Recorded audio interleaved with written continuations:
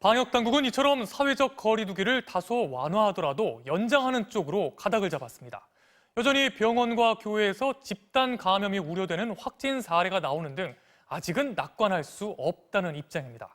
전도혁 기자가 보도합니다. 어제 하루 새로 확인된 코로나19 확진 환자는 8명.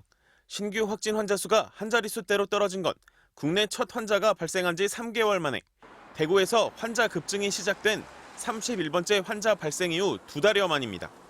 방역당국은 지난 석 달간 국민들과 의료기관, 지자체가 함께한 노력의 결과라고 평가했습니다. 하지만 아직 안심할 때가 아니라고 연일 강조하고 있습니다. 송구하게도 낙관적인 예측을 할 수는 없는 상황입니다. 혹시 우리가 놓치고 있는 감염자가 어디에 있을지, 무증상, 경증 감염자가 밀접 접촉으로 대규모 유행을 증폭시키지는 않을지. 당장 26일 만에 다시 확진 환자가 발생한 부산 사례가 그렇습니다.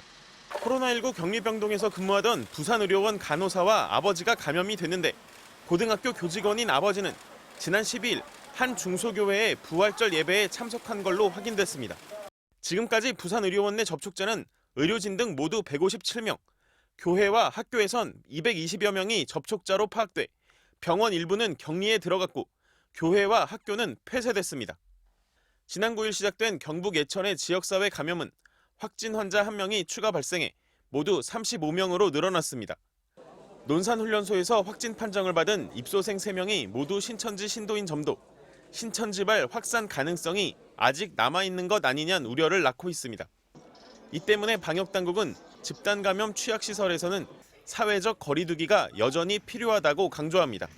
종교시설이나 아니면 유흥시설 또는 실내 체육시설, 학원 등등의 그런 시설에 대해서는 아직까지는 좀 더 그 사회적 거리두기를.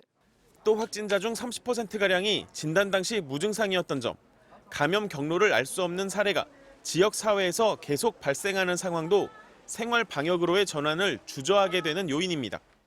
방역당국은 특히 지난 12일 부활절 종교 행사와 15일 총선 중에 느슨해진 거리두기가 최근 감소세엔 아직 반영되지 않았다며 앞으로 2주간의 발생 추이를 예의주시해야 한다고 밝혔습니다. MBC 뉴스 전동혁입니다.